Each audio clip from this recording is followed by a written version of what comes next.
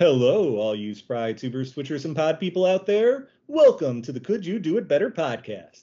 We're director, artist, and the behind-the-scenes awesomeness known as Sesh, and the writing and directing sensation known as Maria. Discuss popular television shows and movies and answer the always controversial question of, could you do it better? Today, we will be discussing Season 2, Episode 7 of Ryan Condal's House of the Dragon television series based upon George R.R. Martin's novel, Fire and Blood. And as for me, I'm Jonathan the Intern, and unlike our two experts, have no industry experience whatsoever. In other words, I'm much like Hugh's daughter. I drag down every second of the show I appear in. Nobody has any clue what my name is. And these two lovely ladies can't wait to find out I die this episode so they can finally get their dragons and soar. Interesting. And now to Sesh and Maria. Woo! Woohoo! All right. Season 2, Episode 7. Is this one finally better than the past two episodes? Yes, it is. But you'll hear more later. Spoiler warning, by the way. In this episode, we will be doing a detailed recap of Season 2, Episode 7 of the House of the Dragon TV series that will contain spoilers throughout. So if you haven't watched this episode and don't want to hear spoilers before you do, please feel free to put us on mute as you watch the episode, then rewatch our show afterwards, because that's how you double view counts, people. And now, on to the recap as mandated by our legal department. Episode begins with a dragon standoff on the beach between Rhaenyra and Syrax and Adam and Sea Smoke. Rhaenyra is angry at first, but once Adam gets on his knees and tells her he knows how to provide service, she asks if he'd like to come home with her. Mm-hmm. Meanwhile, Alicent is crying to the maester about the boo-boo she got last episode when a rioter scratched her, saying nothing is clean here. Cue walking rat cameo. Alicent then tells Sir Rickard she needs some fresh air in the Godswood and asks him to accompany her unprotected over to Dragonstone, where the council is perturbed Sea Smoke has a commoner rider in Corlys's employ. Corlys calms them by saying, let's wait for Rhaenyra to tell us what went down before we get all hostile. Rhaenyra, never one to disappoint, tells them via messenger, can't make the meeting because I've got, stuff. Oh, and teach our honored guest, Adam High Valyrian. Thanks, bye! Jace is visibly frustrated. Quick cut to Rhaenyra dishing about what happened to her bestie, Mysaria. Rhaenyra excitedly hits the books to try investigating who Adam's mommy and daddy are. Mysaria's like, why you going all Marion the librarian, girl? What you got to do is go all Nancy Drew on their bed sheets. You know how those Targaryens be climbing in your windows, knocking your people up? Gather them and they will worship you, queen. Rhaenyra tries remembering why she was taught it's a bad idea to give the lowborn and commoners your power at the expense of your noble houses. But she's like, yes, girlfriend, let's make an army of bastards. Cut to Corlys having an awkward meet and greet with his newly rediscovered biological son, Adam, telling him, well done. At which point Corlys feels he has completed his parental responsibilities for the day and walks out. To Harrenhal, where Daemon entreats the new Lord Oscar Tully and asks him to rally the army of the Riverlands. Oscar tells Daemon that he's made a complete mess of it here and that everyone hates him. So despite their oath to Viserys to honor Rhaenyra, they may not follow. Daemon's like, cool, but what news on your army that's going to follow me into battle? Young Oscar shows himself to be a tremendous politician despite his young age, rallying his noble houses by calling to their concept of loyalty and by standing up to and demeaning Daemon, calling him unworthy. He then calls Daemon to take his stooge Willem Blackwood's head for his crimes, to which the rebuked Daemon silently does so. Daemon then enters a dream sequence where he sees a goat and Crypt Keeper Viserys in his bed. Viserys then recants the last three episodes worth of dream sequences about how the crown is heavy and destroys everything, and whether Daemon still wants it, yada yada yada. We've all heard it before. Over to King's Landing for Aegon's physical therapy session with the Maester and Larys. Ah, yes, I remember that screaming and whimpering well. To Driftmark, where Corlys and Alan have a nice one-on-one, where Corlys is like, I didn't know your mother well, but whatever was in our combined blood made your brother a dragon rider. You could be one too, you know, if you want. Alan's like, nah, I just want to sail the seas with my dad. Aww. To the Vale, where, as Rhaenyra's kids are leaving for Pentos, Rhaena sneaks away on her quest to tame a dragon. Quick cut to Alicent in the Godswood telling Sir Rickard she plans on living her life as a hippie in the forest, and she's never going back. Another quick cut back to Dragonstone, where Jace lays into his mom for putting forth yet another idiotic plan that would call into question what royalty line of succession and nobility are. Rhaenyra asks, well, what would you have me do? And Jace is like, well, for just once, can you not be a moron? When you die, I will have to fight my claim because people view me as a bastard. But at least I have a dragon to my name. What do you think is going to happen when you give every bastard a dragon? And Rhaenyra says, so there's like nothing I can do about that. It's company policy. Next in line. Now to a bit of intrigue, as Rhaenyra delivers a message via salted fish to her secret agent handmaiden in King's Landing.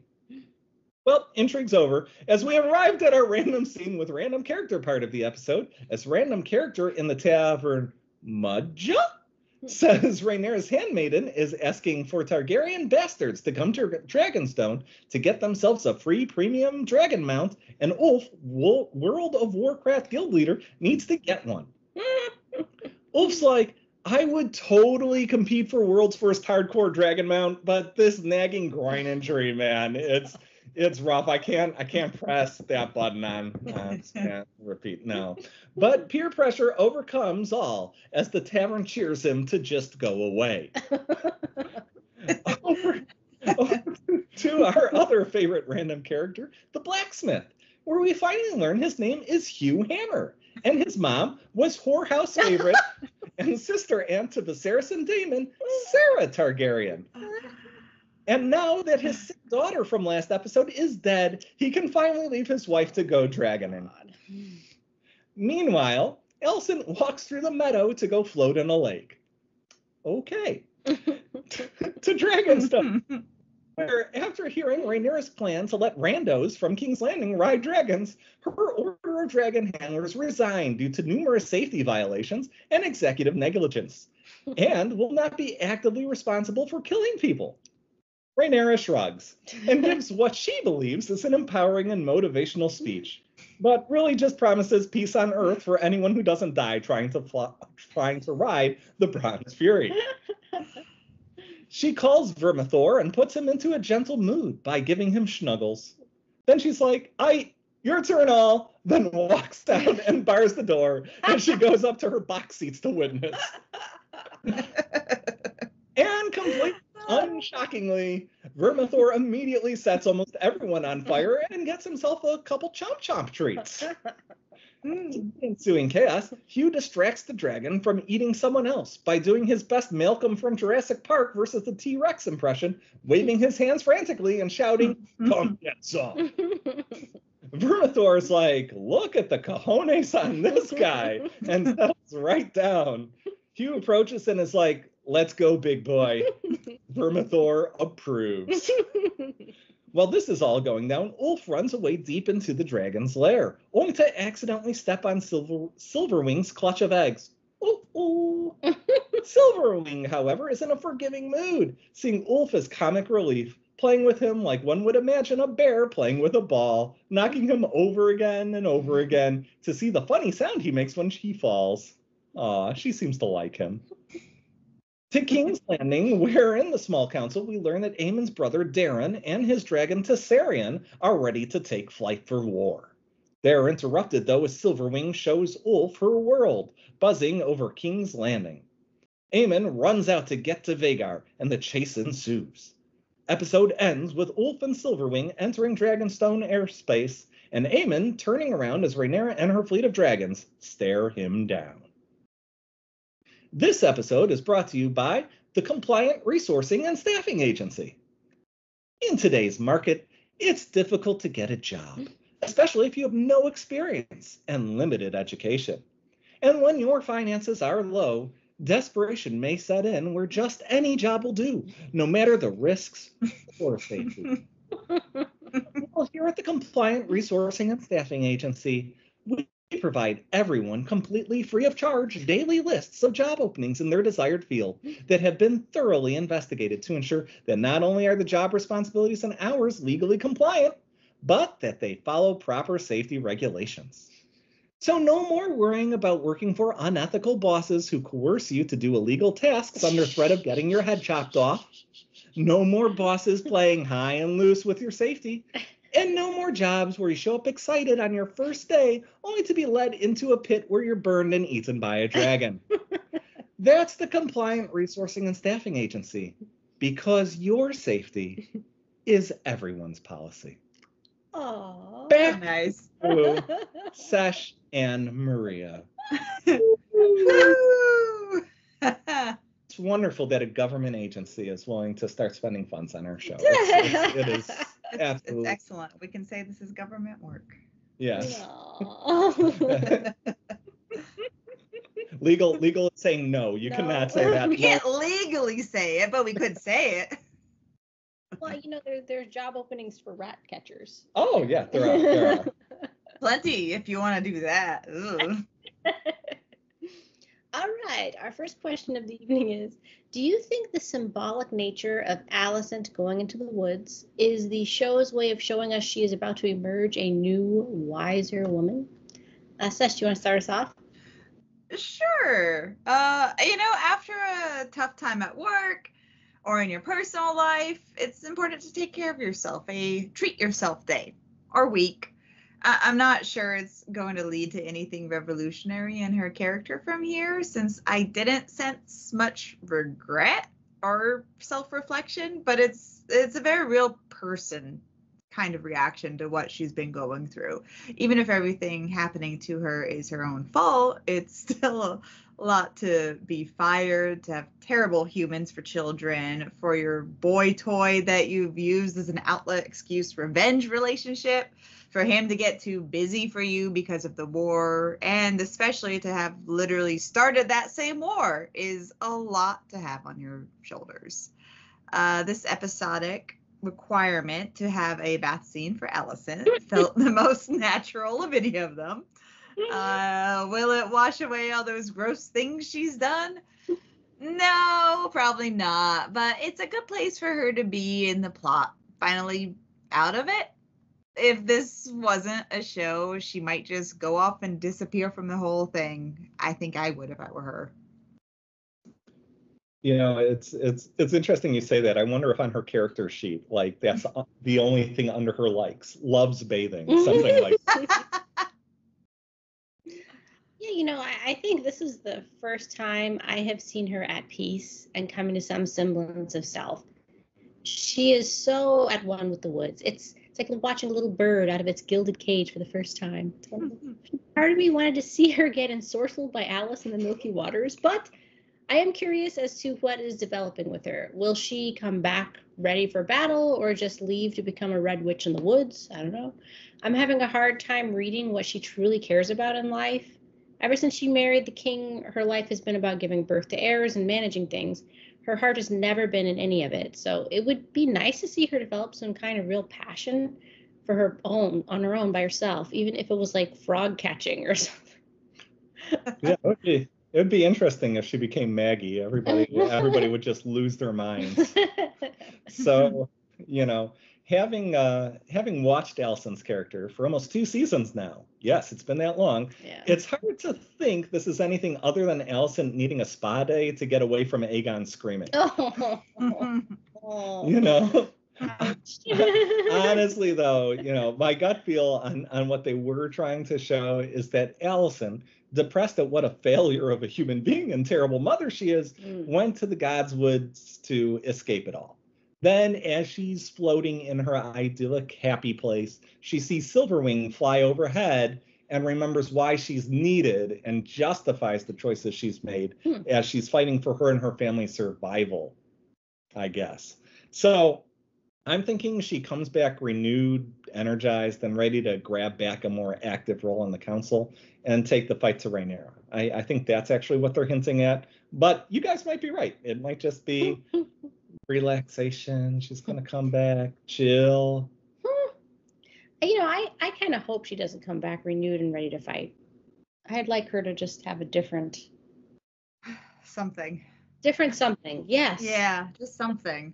Something to be there. I agree. So our next question of the evening is, do you think Rhaenyra has been lucking out this episode, or is her decision making shaping up to be legitimately good? I'll start here. Lucked out completely. The only good decision I'd say she has an open mind is her good decision, I guess, if that makes sense. But her open mind is coming mainly from necessity than goodness. She cares about achieving her goal above all else. Not necessarily a bad thing, but not a standout character trait by any means.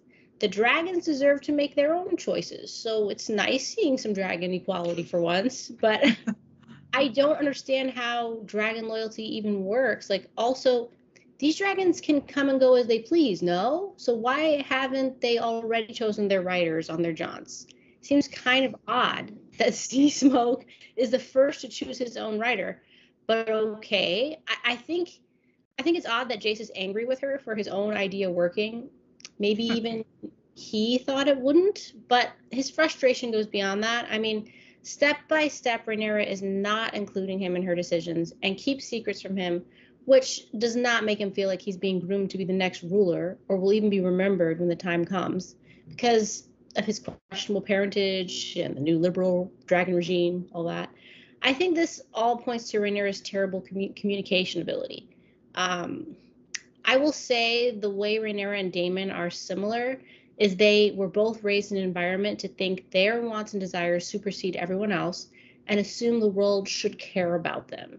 They don't have the skills to communicate and understand the bigger picture of how politics work and what is necessary to lead people. Rhaenyra is depending on mysterious street smarts and dumb luck to get her wins right now, but she'll need a lot more than that, than dragons to run the realm, in my opinion. Yeah, I agree with that, although a slightly different take. I mean, Rhaenyra, she is an absolute disaster as a leader. And her decisions this episode might honestly be the most moronic one she's made yet. While, yes, she did indeed add 2 new dragon riders and dragons to her army, which does seem like lucking out into a big win, the question that remains to be answered is, at what cost did this actually happen? Yeah. Well, the simple answer is just the deaths of 20 or so bastards. Oh no! The real answer is that in giving dragons and status to the commoners, she has inadvertently usurped the power from her council and nobles, put herself and commoners on equal footing, and will almost certainly create complete and utter chaos and anarchy when she either dies or her new dragon riders decide they no longer wish to follow her. I mean, Jace is completely correct in this instance. His mom is a complete fool who just doomed her entire family line to have an incredibly contentious fight to maintain rule and claim to the throne, and has in many ways obliterated line of succession. Rhaenyra forgot the one key rule of royalty never to be broken, and that's that you only have as much power as the people give you. If you cede all your power and riches to the common man, then you lose all ability to rule and all control over your noble houses, as they have no reason to bow to you anymore. Royalty works because they keep most people poor so they can stay wealthy and elite, and then can utilize select high-influence nobles or liege lords to keep it that way via promises of wealth and power. So basically, Rhaenyra just doomed her entire family just to get 2 additional dragons with completely inexperienced riders that she still has no clue what to do with militarily, thinking that the Hightowers are just going to kneel to her and offer her peace. Like, that was her actual speech. Now that we get 2 more dragons, they will kneel and give me, and there's going to be peace on earth. No, like, that's idiotic. Like, I probably, as a commoner, if I was there, I would have like walked out right then. I'd be like, oh boy, I can't follow this. You know. So in my opinion, she actually didn't get lucky this episode. She simply sacrificed long-term success for some real short-term gains that she isn't even able to properly utilize. She might not have known she made that decision, but that's the decision that she made. Oh yeah, that's a pretty good take. Interesting. What do you think, Sesh? So the buffet line, I mean, the group project to find a dragon rider worked out. It really was quite lucky to have it done that way and have any survivors. I know we all talked about doing it with every dragon seed at once, so that's not the problem I'm complaining about. The problem is the exact spot they chose to do it is a funnel with cliffs on the edges. What did you think was going to happen if the dragon blew fire even once? Was there no consideration for the people behind the first person? That was so stupid. It was a mess. It played out exactly as stupid as it should have, which was entertaining. But she would have been better off just chucking everyone down in the pit. Then at least the dragon could pick one by one. Oh, look, exactly how Hugh was chosen anyways in the end. Every time she has an idea, there's a kernel of something that's smart in there.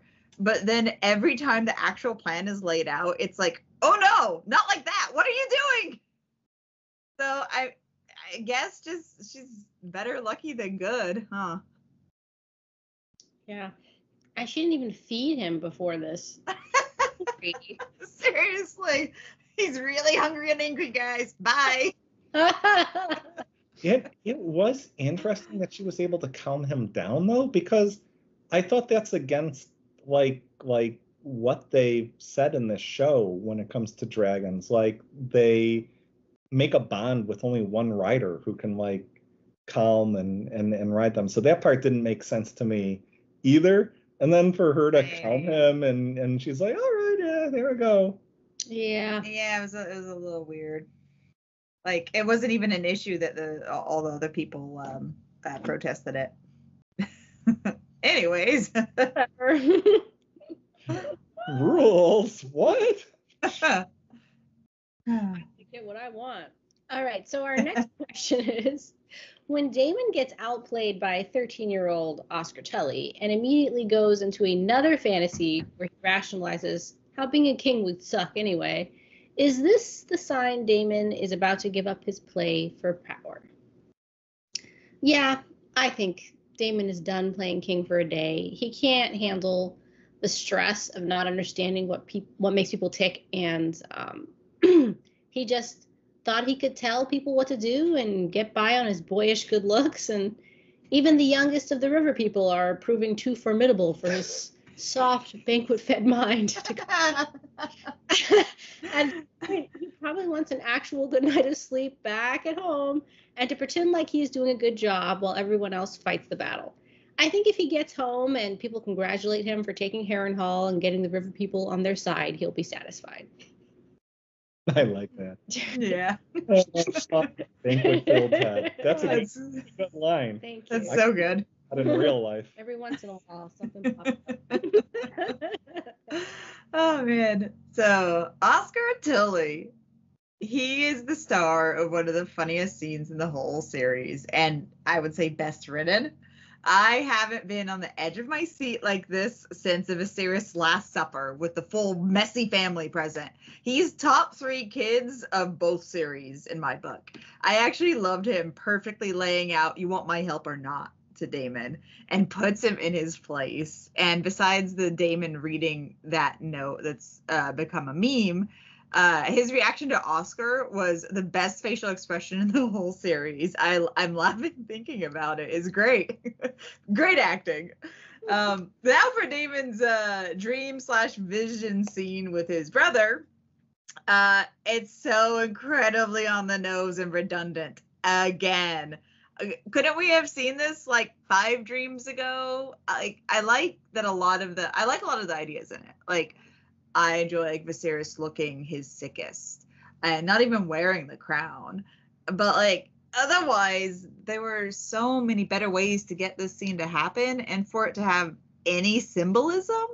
Like, all of these dreams also like lessen the sting of anyone calling Daemon Prince or King Regent. Like, how many of these do we have to witness before he just embraces that title? Yeah, I mean, it's a big sigh from me because you're right. It feels like this is the 3rd week in a row we've had this exact same scene with these exact same lines. I mean, yes, it seems clear that's what Damon is going to do because the writers and showrunners have been hitting ourselves over the head relentlessly with it. But man, would it have been better if they did this a different way? I mean, like again, how much better would it be if it was Rhaenyra who would have flown out there, made positive political inroads with Oscar, and cleaned up the whimpering Daemon's mess, making him realize how truly unfit he is to rule, and how Rhaenyra is the one who clearly should have claim to the throne and right to rule. But nah, just one more thing to take out of her hands and let a teenage boy again solve for her. Well, she flounders away looking more incompetent and unworthy by the minute. I mean, hashtag empowerment. I mean, this is, it's wild. I mean, anytime they have a point in the show where it's like, Rhaenyra could actually do this, and maybe you'd rally around her to be like, oh yeah, she can lead. And it's like, nah, we're going to give this to another character who, by the way, I mean, I agree. Oscar Tully, the character who portrayed him, was absolutely phenomenal. More on him later from me, but he was great this episode. Yeah, no, it's true. I feel like the most female empowerment I've seen is Alicent getting to take a bigger bath in a lake. So next question of the night is cold stop. So our next question is, so Jace is mad at his mom for his own idea working. How do you think he wanted that whole scenario to play out? Jonathan, you want to start us off? Yeah, I can take that one. I mean, I do. I definitely think Sesh hit the nail on the head a couple weeks ago that Rhaenyra should have been the one who knew or figured out that not only purebred Targaryens could ride dragons, as Jace being upset would make literally no sense whatsoever, since it would have been his idea. So, assuming that this wasn't his idea and instead it was Rhaenyra's, makes his angry and frustrated reaction much, much, much more understandable and reasonable, as Jace does make some extremely valid arguments against this plan. It's a horrible plan, and by the way, one other thing is what a tour de force acting performance Harry Collette, who plays Jace, has given this show. I mean, he was phenomenal in his scenes this episode and has just been a shining star all series on this show. I have been very impressed with Harry Collette each episode, and I absolutely love his scenes and the emotion he portrays his character with. And every time I see him, I want him to be featured more. I mean, how much better would the show be if he got those extra like 10 minutes instead of, random scenes with random characters? Mm-hmm. He's a phenomenal young actor. I expect really great things out of him in the future. I think he's an absolute star. But back to the topic, though, I think this being Jace's idea was honestly just a simple mistake that wasn't caught in the writing or was changed last second, and that it should have been Rhaenyra's decision all along. As that's the only thing that makes sense. I mean, having this as Jace's decision makes just no sense with how he'd react to angry. He's like, oh, this, like, I mean, unless he was like, oh, this is the thing you finally listened to me about, which he didn't.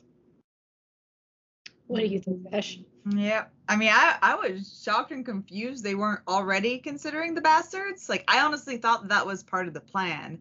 I completely understand his concern since he's, in the same boat if everyone is being honest. But I think he's going to be okay. He has the lie of being legitimate, protecting him. He was highborn raised.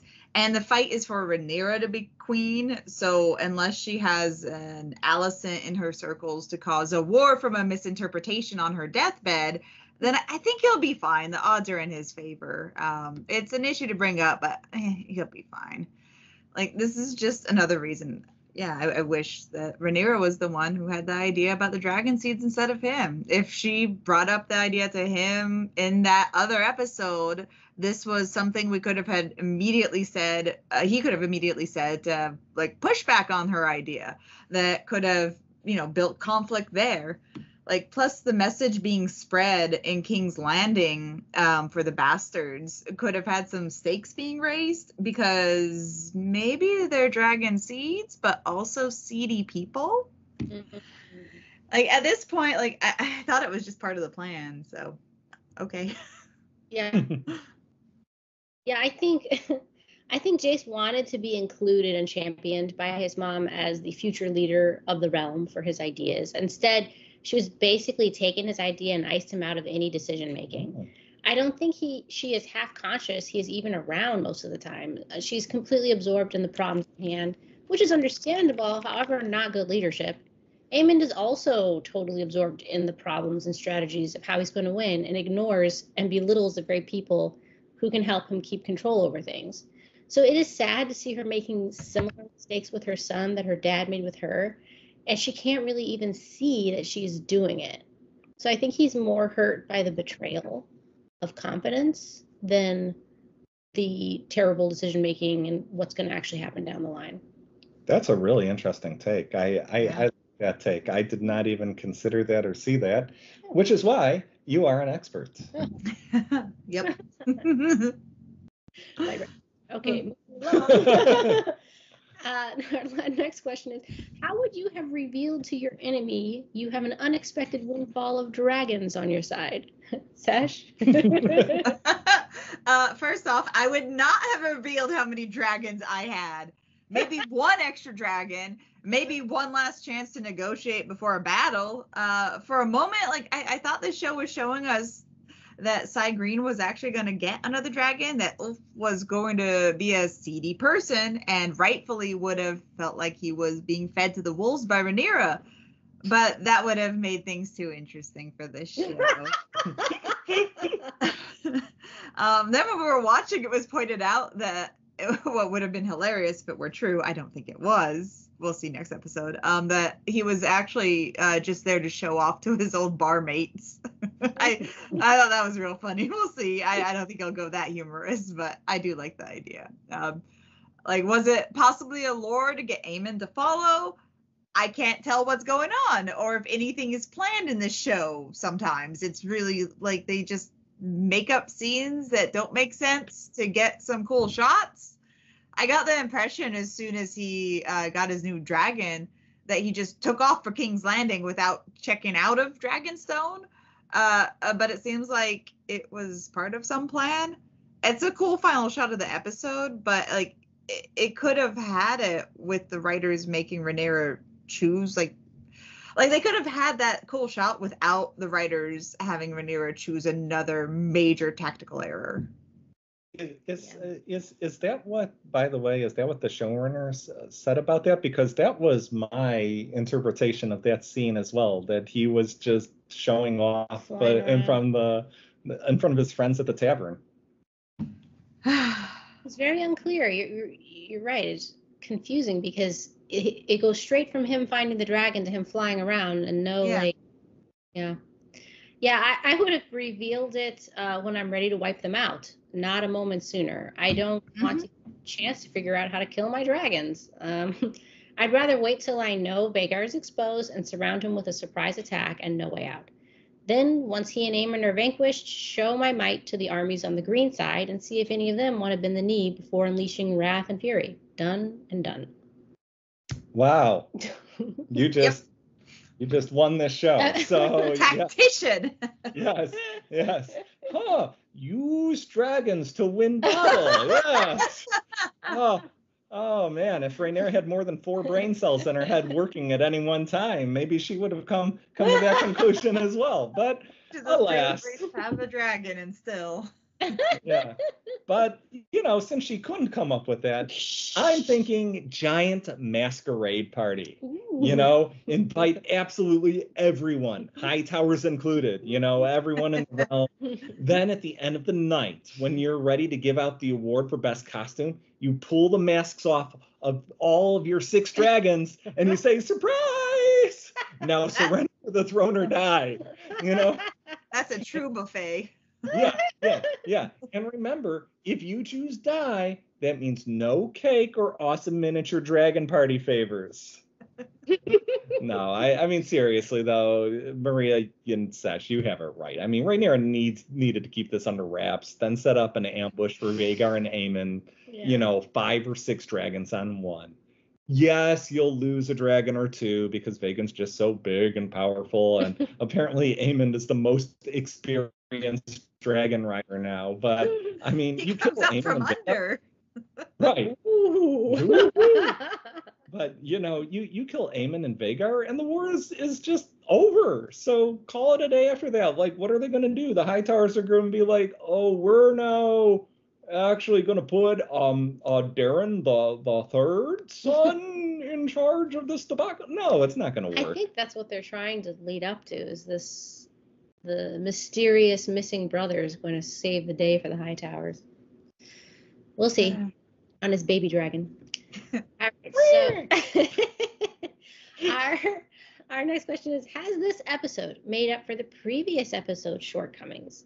In what ways has it addressed or not addressed the writing issues of the past, i.e. the hodgepodge introduction of Ulf and Hugh? I'll start with this one. I enjoyed this episode, and one reason is because it was more focused than the previous ones. Did they fix previous issues? No, but it did allow me to enjoy the story at hand and get more emotionally involved in the characters. I think Ulf and Hugh's previous buildups were a waste of space. Those characters could have been introduced in this same episode and it would have felt the same.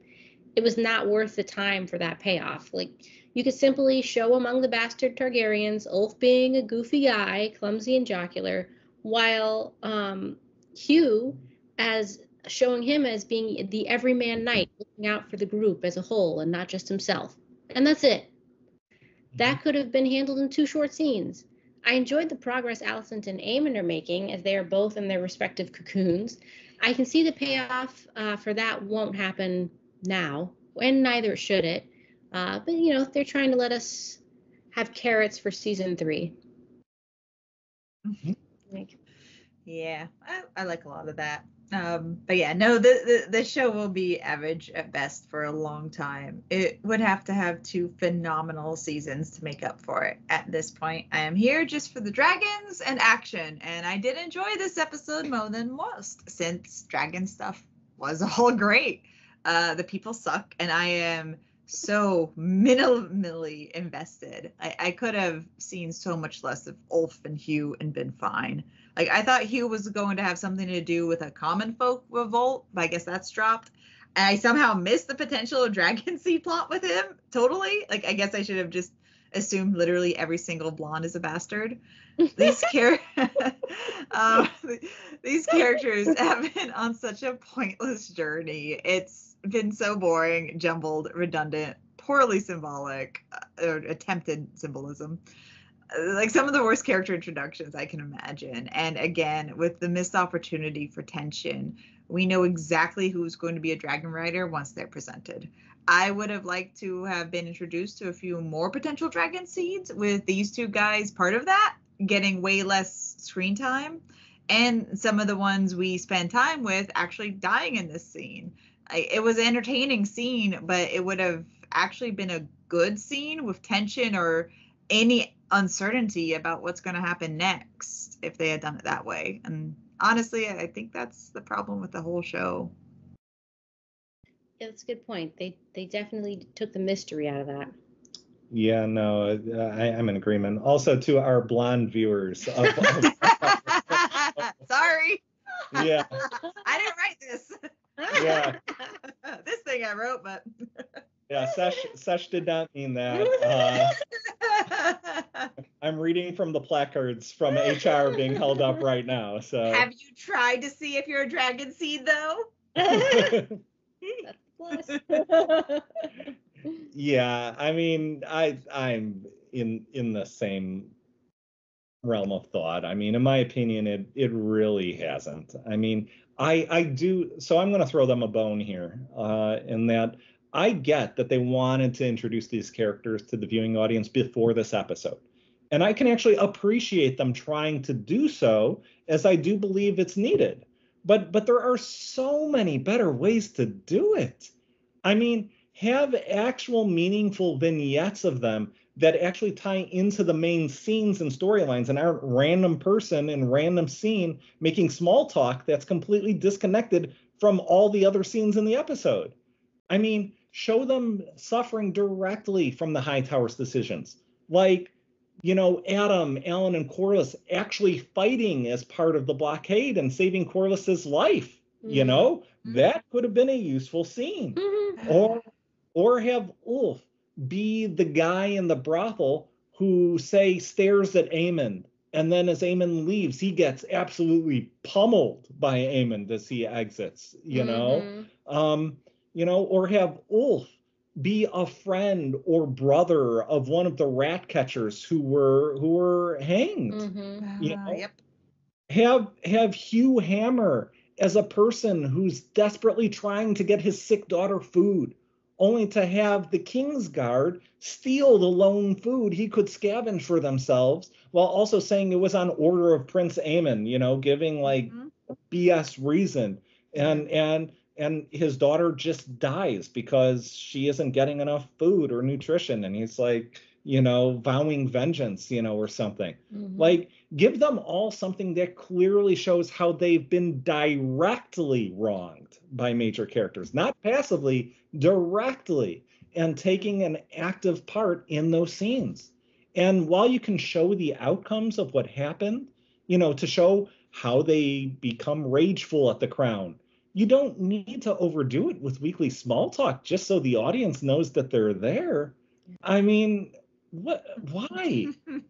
And so I'll say again, I can understand why the showrunners wanted to get these characters some screen time before they become major storyline characters, but they needed to be far more tactful in how they did it. Like it's ridiculous. It's like, okay, let's string a bunch of scenes all about one thing together. Okay, now we're going to go off for like 2 minutes and talk about like sheep at a brothel.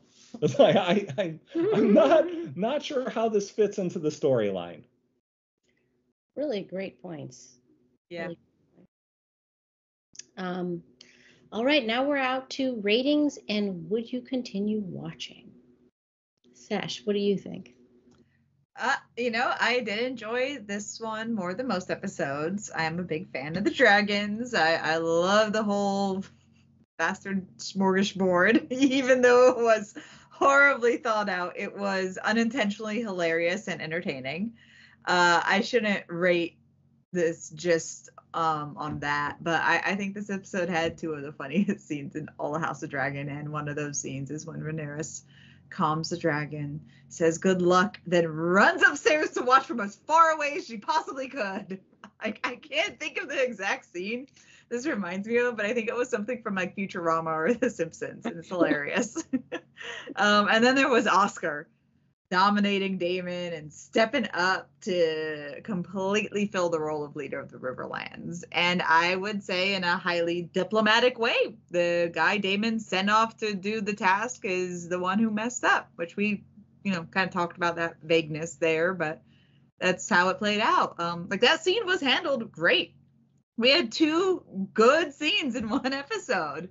An episode that didn't fail to land the ups and downs of the scenes, that finally didn't feel like disjointed. It was a treat. It's going to be a 6.5 for me. This episode still suffered from redundancies, characters doing things in stupid ways, some scenes that really won't lead to anything, that don't push the plot or characters forward, but stuff happened. Lots of great dragon stuff, and actually with Oscar, finally a good political scene. Yeah, I agree. This was a very solid episode in my opinion. It had action, it had some intrigue, The script was much tighter than the previous 2 episodes. I could argue about the Allison scenes, but it sort of seems fitting. The scenes followed a fairly logical order, so that's pretty novel for the show, and it was an all-around fun watch. I mean, while some characters' actions, as Sesh spoke, their decisions didn't make sense based on prior episodes. I can't really blame this episode for it, as it did actually tie up a bunch of loose ends in a generally rational and logical manner than those prior episodes had, and I think that's where it is. Sometimes you just have to just cut bait, and say, what, maybe we screwed up a little here. We're going to rewrite this here in this episode to explain it a little better. And I feel like that's what this episode did, because following the past lines of logic, I don't even know how you follow that, quite frankly. Like, they didn't make sense. So, I'll also add the musical scoring and cinematography, again, were excellent. They have been excellent this whole series. Like, both seasons have been great. And as Sesh said, this had a couple very well acted scenes. And again, I'll say major props to Harry Collette as Jace.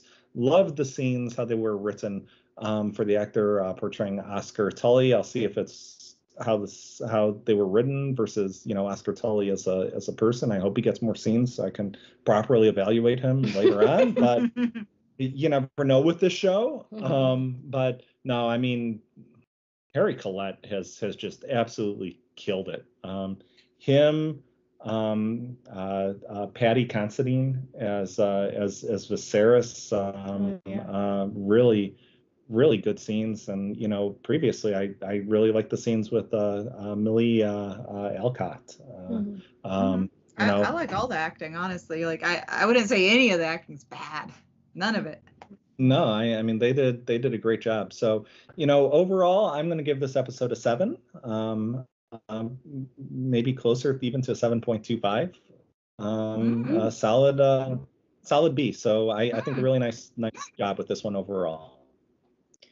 Yeah, my only complaint about the scene with Oscar and Damon is the physics of what happened after he swung his sword. I mean, he didn't it seems like he might have cut like 4 guys' arms off just trying to cut that one head, and he doesn't look back. And I was like, I don't know how that went, but that's okay. Now he's hallucinating.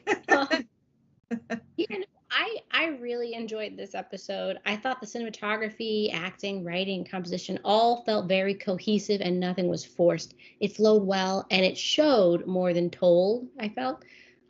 This episode lived up to the Game of Thrones level better than many of the others. I would rate this episode an 8 out of 10. Ooh. It wasn't in a good mood. It wasn't perfect. Some parts felt a bit drawn out, but overall it was a nice episode to watch. Wow. It was refreshing. It was quite fun. Yeah. Maybe the most fun episode. Possibly. Maybe that's why I liked it so much. Yeah. Yeah, I mean, the other episodes we spoke highly of in the series, the whole 2 of them, they were primarily action based and action driven, and this one wasn't as much, and like you both said, like there were some problems, but I would tend to agree this is probably one of the better written episodes because they actually had to write this episode. Not saying that you don't have to write action scenes. I understand that's its own ball of wax, but no, I do. I think this in general was some of the better writing for sure. And speaking of acting, I really appreciated the actress who played Alicent. She's very subtle but very like profound. Like, there's something that's always bothered me when I see her in the castle. She always feels so stuck, and she portrays that well, and it's just very frustrating to even watch. And seeing her unstick was really nice and subtle and well done. Yeah. Well done, her part. Yeah. The acting's all excellent. I wish the story was laid out better overall. But yeah, they're all great. And the wardrobe again, just every time it's so good. Agreed. All right. Well. Yeah, that was a quick one this time, but when an episode actually flows together and brings up solid talking points, things tend to be a little easier to talk about, I think. So that's true. Other than this is terrible. Let's all explain why. They're all in agreement. I concur. This was terrible. So in any case, yes, everyone, thank you so much for joining us this evening and watching until the very end. We really appreciate all your support, and hopefully we brought you some intelligent conversation and maybe even a few laughs tonight. And overall, it's your support that does make this worth it. So if you, even you blind people out there, check if there's any dragons around. Yeah. But also. Yeah, Sesh loves you. If you like this show, please like, share, subscribe, and heart. And if you hated the show, please make sure to like it twice, as we keep metrics on it, and it'll really show us. We forward those directly to the showrunners of House of Dragons. And they haven't blocked our account yet. At least we don't know. So our next episode, the season finale, season finale. There's only 8 episodes this season. Will be on Tuesday, August 6th at 9 p.m. Eastern. So looking forward to seeing you then. And until next time, could you do it better? All right. Bye, everyone.